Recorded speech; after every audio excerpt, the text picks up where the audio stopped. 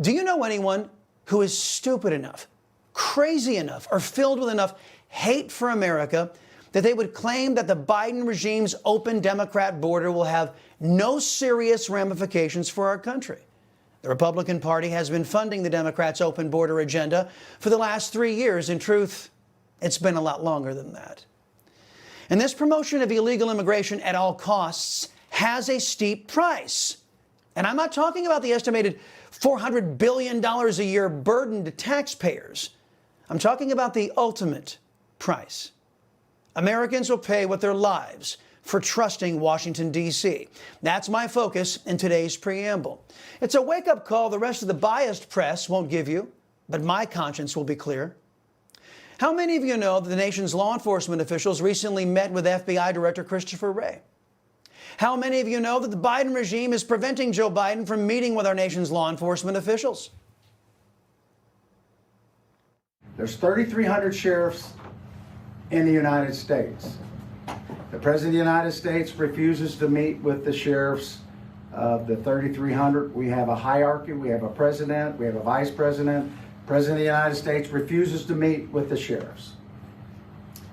He also refuses to meet with the police chiefs of the United States. They have a hierarchy also. He refuses to meet with them to talk about border issues or to talk about crime that's going on because of the border issue. What Sheriff Jones of Butler County, Ohio, is saying is incredibly troubling. But I know why the regime won't let Biden meet with those in charge of keeping you and your family safe. As evidence shows, Joe Biden is in charge of nothing. Unelected anti-American apparatchiks are ruling over us in his name. As those apparatchiks keep Joe in the dark about the danger his minions have put us in, when it comes time to pay the piper, Joe Biden will take the fall, and the nameless, faceless Obama devotees will live to endanger our lives and our people another day. We were also told by Mr. Wray, the FBI director, that there are more red flags going off now than before 9/11. Okay? When I say red flags, meaning people that are here in this country that are wanting to do harm to us. We were also explained we're bombing 2 countries right now. 2 countries. These people do not like us before this started. In years past, when America faced challenges abroad, those who were dedicated to saving American lives made sure our borders were more secure, anticipating that our enemies would seek to kill our people in order to dissuade America's government from operating in our nation's best interests abroad. But now that our government is dominated by anti-American apparatchiks, that's no longer the case. The left-wing's regime's disastrous foreign policy has not only allowed our enemies to grow stronger, our enemies have now been emboldened because of left-wing weakness. And as threats build abroad, for the first time in American history, our guard is intentionally being let down here at home. And despite President Trump's success at stopping illegal immigration under existing law, the Biden regime claims they are not responsible for dialing up disaster, even though they are in charge of reversing all of President Trump's America First policies. No doubt there is gridlock on Congress, but do you bear responsibility for what is happening at the border, what the president himself has called a crisis? It certainly is a crisis, and we don't bear responsibility for a broken system, and we're doing a tremendous amount within that broken system. But fundamentally, Congress is the only one who can fix it. Where I believe that Alejandro Mayorkas doesn't have the intelligence to remember 3 years ago, as our border was at its most secure status in over 4 decades, the vast majority of Americans don't share his obvious lack of mental prowess. In fact, most 5th graders can tell you, if you embolden your enemies, then drop your defenses, you're inviting disaster.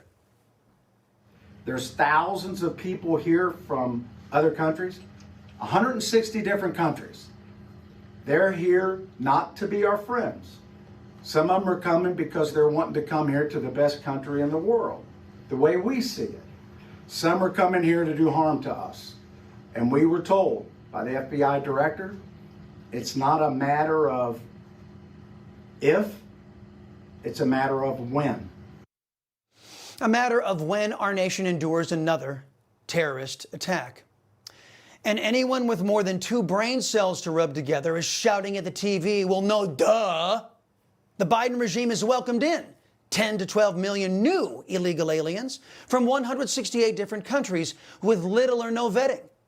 Let's just say that 99.975% of them are non-qualified asylum seekers who just want all the free stuff the Democrats are promising and are the wage killers the GOP is hoping for.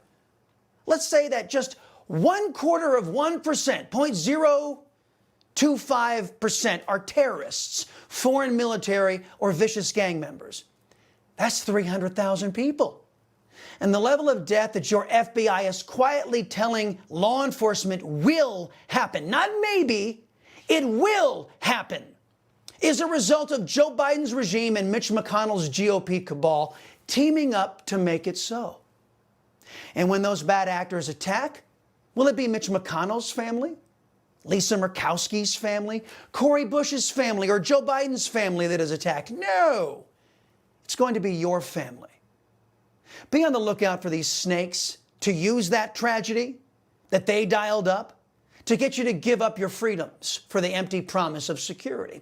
Remember, the Patriot Act came about after 9/11, thank you, George W. Bush, and far from solving our problems, it only gave government more power and led right to 12 million more illegal aliens and more unchallenged uniparty policies that put our lives at risk. In fact, over the weekend, under the cover of the Super Bowl, Mitch McConnell and other Senate Republicans voted with leftists on a procedural vote to advance a $95 billion foreign aid package to Ukraine, Israel, and Taiwan. There was nothing in that bill that addressed a wide open border that is setting us up for an attack that the FBI says is a certainty that will make 9/11 look like a picnic. Since most of the biased press isn't covering this, our little opinion show here thought you ought to know. If you never thought about defending yourself with a firearm, well, now is the time. And if you live in a state that won't let you defend yourself and your family, it's time to leave that state. As Benjamin Franklin said, those who would give up essential liberty to purchase a little temporary safety deserve neither liberty nor safety. And if you trust Joe Biden and Mitch McConnell, I guarantee you'll get neither.